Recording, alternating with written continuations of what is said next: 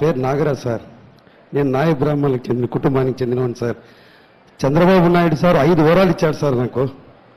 ఒక వరం వచ్చి నా బిడ్డలు చదువుకునేకి స్కాలర్షిప్ బీటెక్ చదివి నా బిడ్డలు చదువుతున్నారు. రెండో వరం వచ్చి నా కాలు యాక్సిడెంట్ అయినప్పుడు 3 లక్షలు దగ్గర ఖర్చు అయింది. తిరుపతిలో చూపించుకునేకి ఎన్టీ రామారావు గారి యొక్క ఆశీస్సులు, ఆయన ఆశీస్సులతో కాలు రెడీ అయింది. రెండో వరము.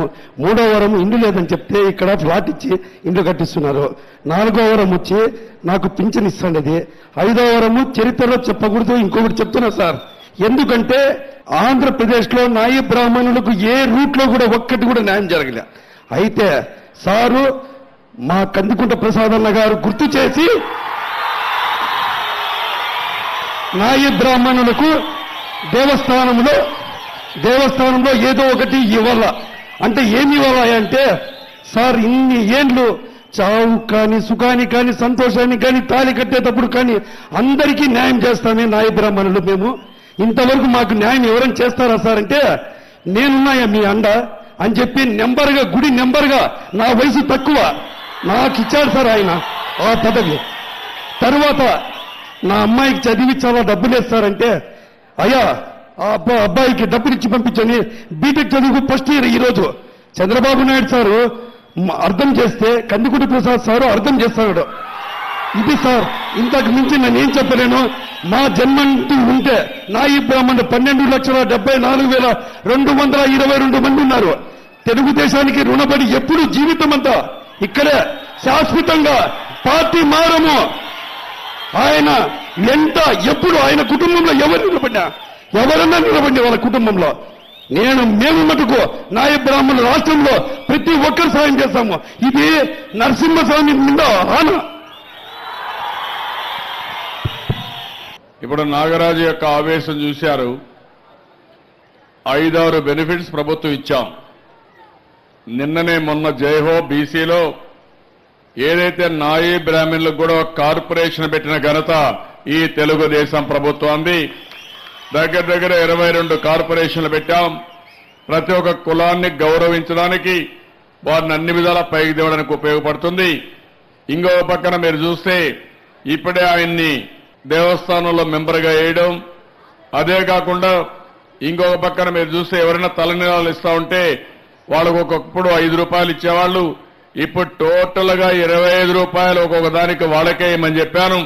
దీనివల్ల 15,000 నుంచి 30,000 రూపాయల ఆదాయం వస్తుంది. ఎవరైనా ఇదే మరి షాప్ పెట్టుకుంటే వారికి 150 యూనిట్లు కరెంటు కూడా ఉచితంగా ఇచ్చే ఈ ప్రభుత్వం మీరు ఒకసారి ఆలోచించుకోవాల్సిన అవసరం ఉంది. ఇంకో పక్కన ఇప్పుడే నేను చూశాను, నాయీ బ్రాహ్మణులకు మంచి కుర్చీలు కానీ, అదే మరి ఏమేం కావాలనో ఆధునిక పనిముట్లన్నీ ఇప్పించి భవిష్యత్తులో నాయీ బ్రాహ్మణులు అన్ని విధాలా పైకి తేవాలనుకుంటున్నాం. మనం ఎక్కడ చూసినా ఒక మనిషి అందంగా కనపడాలంటే మన తలకు కావలసిన కటింగ్ కానీ, ఏదైనా మనకు ఒక మంచి పండుగ రోజు వస్తే మంగళ వాయిద్యాలు కానీ, మ్యూజికల్ ఇన్స్ట్రుమెంట్స్ కానీ అన్ని వాళ్ళే చేస్తారు. అందుకే నేను ఆలోచించాను, మన అమరావతిలో కూడా నాగస్వరం ఇవన్నీ కలిపి ఒక మ్యూజిక్ కాలేజీని కూడా పెట్టడానికి ఈ ప్రభుత్వం నిర్ణయించామని చెప్పి కూడా నేను మీకు తెలియజేస్తూ, ఈ ప్రభుత్వం వెనుకబడిన వర్గాల ప్రభుత్వం, పేదల ప్రభుత్వం. వెనుకబడిన వర్గాలు జనాభాలో సగం ఉన్నారు. ఆ జనాభాలో సగం ఉండే వెనుకబడిన వర్గాలకి అండగా చేయూతనిచ్చే బాధ్యత నాది, ఈ ప్రభుత్వాన్ని అని చెప్పి మరొక్కసారి తెలియజేసుకుంటూ, అందరూ గట్టిగా అభినందించి నాగరాజును మనస్ఫూర్తిగా ఆశీర్వదించాలి.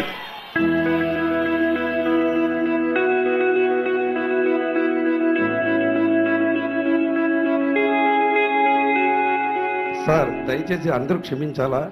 మొన్ననే 3 రోజుల క్రితము మాకు ఆదరణ పథకాలు కదిరికి మొత్తం 99 మందికి వచ్చాయి సార్. రెండోది వచ్చి సాక్సాఫోన్ వాయించే వాయిద్యాలు పరికరాలు కూడా ఇచ్చారు సార్. సారు అదొక్కటి మర్చిపోయింది సార్. చంద్రబాబు నాయుడు సార్కి 6 వరాలని చెప్పాలి, 5 వరాలు కాదు. Sorry sir. అదే తప్పుడు నువ్వు పని చేయాలి. అందరూ కూడా నాయీ బ్రాహ్మణులు మన ఏవైతే సెలూన్స్ ఉంటాయో అక్కడ కానీ, మీరు చేసే పని దగ్గరకు వచ్చే వాళ్ళందరికీ చెప్పాలి.